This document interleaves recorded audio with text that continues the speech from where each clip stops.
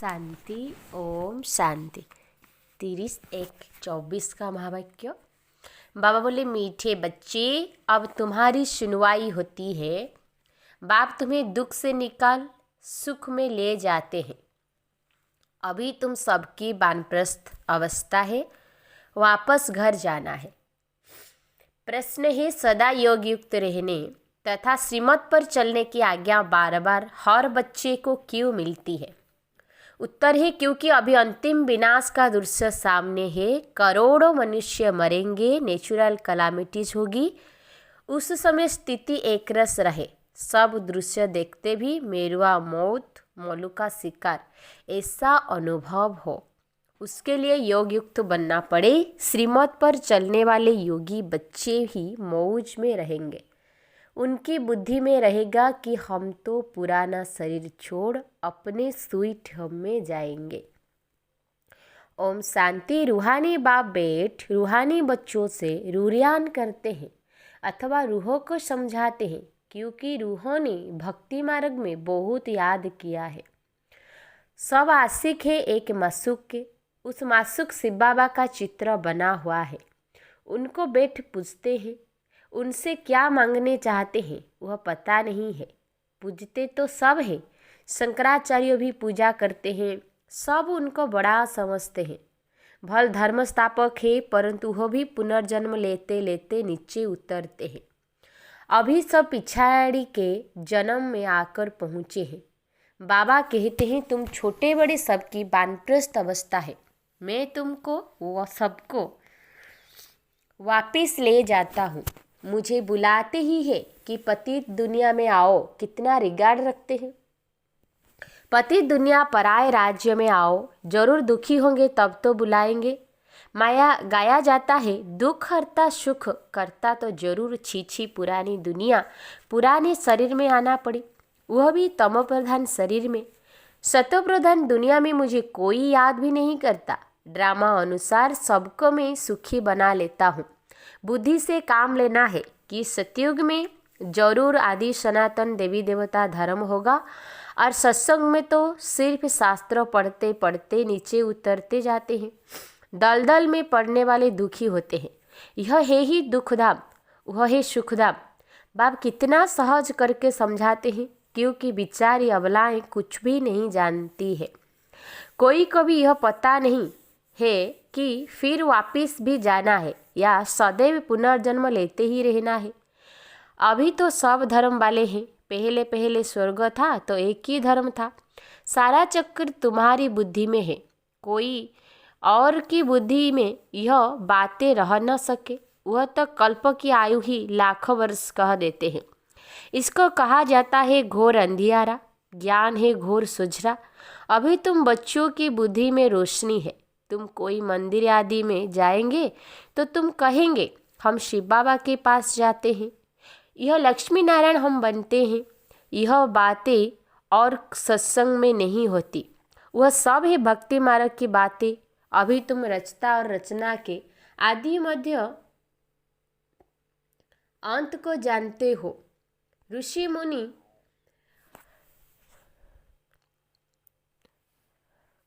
ऋषि मुनि आदि कहते थे, हम नहीं जानते हैं, तुम भी पहले नहीं जानते थे। इसी समय सारे विश्व में भक्ति है। यह पुरानी दुनिया है, कितने ढेर मनुष्य हैं। सतयुग नई दुनिया में तो एक ही अद्वित धर्म था, फिर होता है दैत्य धर्म। अनेक धर्मों में तालियां बजती है, सबकी एक दो में खिटखिट है। ड्रामा अनुसार उन्हों की पालिश ही ऐसी है। किसको भी अलग करते हैं तो लड़ाई होती है, पार्टीशन होते हैं। मनुष्य बाप को न जानने के कारण पत्थर बुद्धि बन पड़े हैं। इसी समय बाप समझाते हैं, देवी देवता धर्म ही प्राय लोप हो गया है। एक भी नहीं जिसको पता हो कि इन्हों का भी राज्य था। तुम अभी समझते हो हम देवता बन रहे हैं। शिव बाबा अभी हमारा ओबीडियंट सर्वेंट बना है। बड़े आदमी हमेशा चिट्ठी लिखते हैं तो नीचे लिखते हैं ओबीडियंट सर्वेंट। बाप भी कहते हैं हम ओबीडियंट सर्वेंट है, तो दादा भी कहते हैं हम ओबीडियंट सर्वेंट है। हम फिर 5000 वर्ष के बाद हर कल्प के पुरुषोत्तम संगम युग में आता हूँ। बच्चों की आकर सेवा करता हूँ। मुझे कहते हैं दूर देश के रहने वाला, इनका भी अर्थ नहीं जानते। इतने शास्त्रादि पढ़ते हैं परंतु अर्थ नहीं समझते। बाप आकर सब वेदों शास्त्रों का सार समझाते हैं। तुम बच्चे जानते हो कि इस समय रावण राज्य है, मनुष्य पतित बनते जाते हैं। यह भी ड्रामा बना हुआ है। तुम बच्चों को दोजख से निकाल बहिश्त में ले जाते हैं। उनको ही गार्डन ऑफ अल्लाह कहते हैं। कलयुग में है कांटों का जंगल, सतयुग पर फूलों का बगीचा बन रहा है।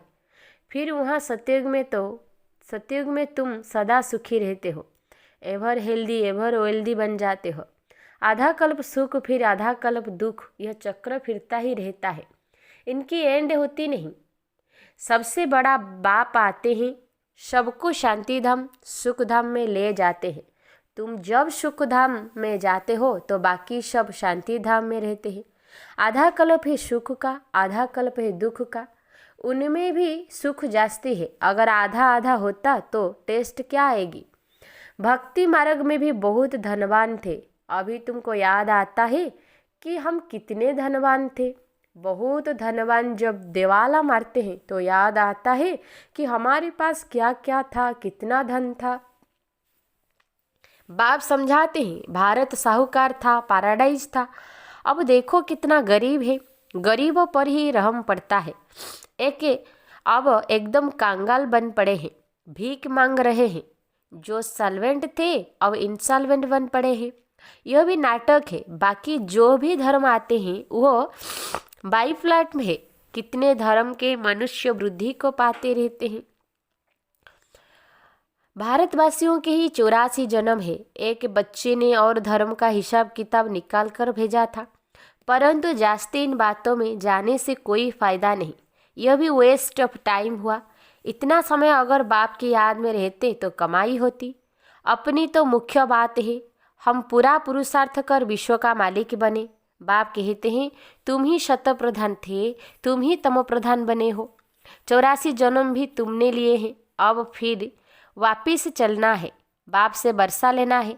तुमने आधा कल्प बाप को याद किया, अब बाप आए हैं, तुम्हारी सुनवाई होती है। बाप फिर से तुमको सुखधाम में ले जाते हैं। भारत के उत्थान और पतन की भी जैसे एक कहानी है। अब यह है पतित दुनिया। संबंध भी पुराना है, अब फिर से नए संबंध में चलना है। इसी समय एक्टर्स सब हाजिर है, इनमें कोई फर्क नहीं पड़ सकता है।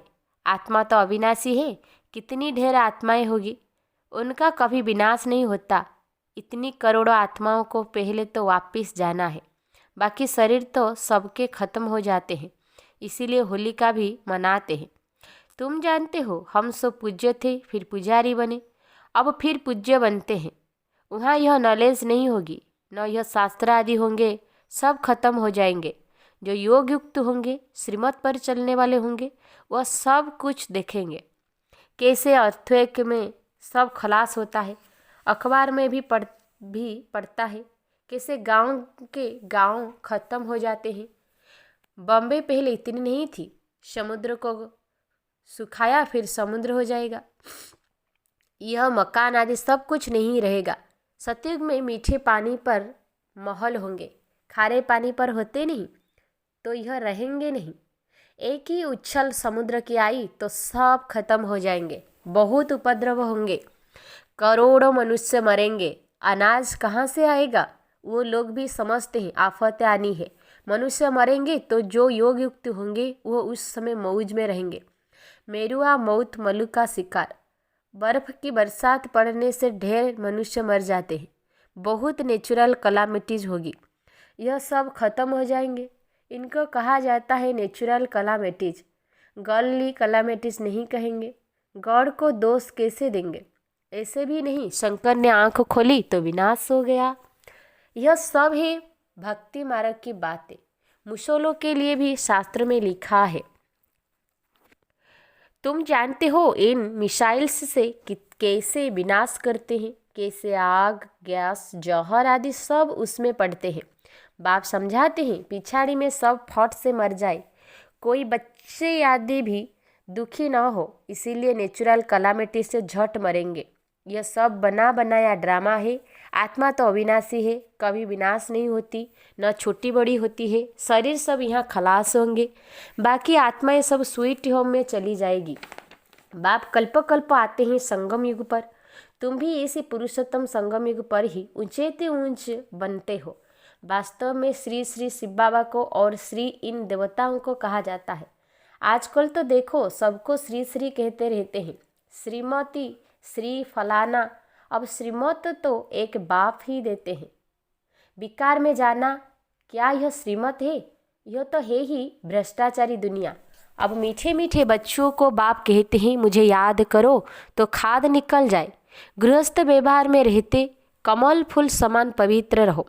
स्व को अब विश्व के आदि मध्य अंत के चक्र का ज्ञान हुआ है, परंतु यह अलंकार तुमको नहीं दे सकते। आज तुम अपने को सुदर्शन चक्रधारी समझते हो, कल माया थप्पड़ लगा दे तो ज्ञान ही उड़ जाए। इसीलिए तुम ब्राह्मणों की माला भी नहीं बन सकती। माया थप्पड़ लगाए बहुतों को गिरा देती है, तो उनकी माला कैसे बनेगी? दशाएं बदलती रहती है।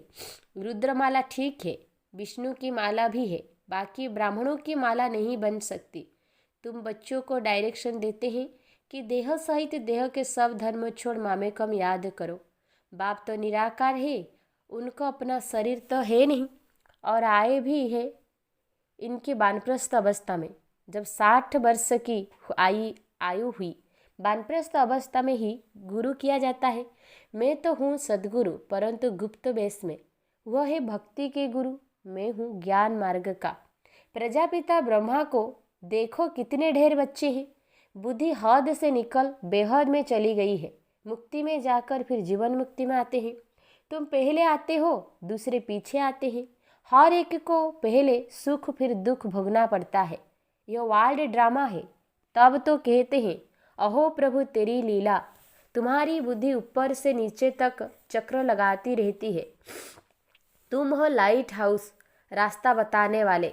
तुम बाप के बच्चे हो ना। फादर कहते हैं मुझे याद करो, तो तुम तमोप्रधान से सत्यप्रधान बन जाएंगे। ट्रेन में भी तुम समझा सकते हो। बेहद का बाप स्वर्ग का रचयिता है। भारत में स्वर्ग था, बाप आते हैं भारत में। शिव जयंती भी भारत में मनाई जाती है, परंतु कब होती है यह कोई नहीं जानते। तिथि तारीख दोनों ही नहीं है, क्योंकि गर्भ से जन्म नहीं लेते। बाप कहते हैं अपने को आत्मा समझ। तुम अशरीर आए थे, पवित्र थे, फिर अशरीर होकर जाएंगे। मामेकम याद करते रहो तो पाप कट जाएंगे।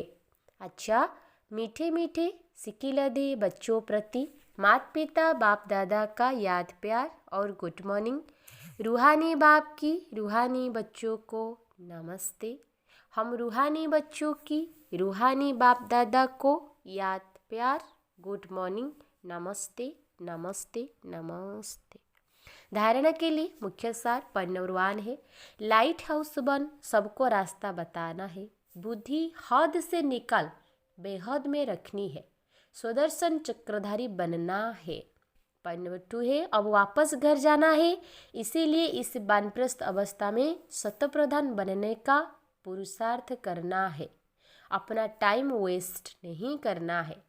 वरदान है संबंध संपर्क में आते डायमंड बन। डायमंड को देखने वाले बेदाग डायमंड भव। संबंध संपर्क में आते डायमंड बन। डायमंड को देखने वाले बेदाग डायमंड भव। बाप दादा की श्रीमत है कि डायमंड बन, डायमंड को देखना। चाहे कोई आत्मा काला कोयला एकदम तमोगुणी हो, लेकिन आपकी दृष्टि पड़ने से उसका कालापन कम हो जाए।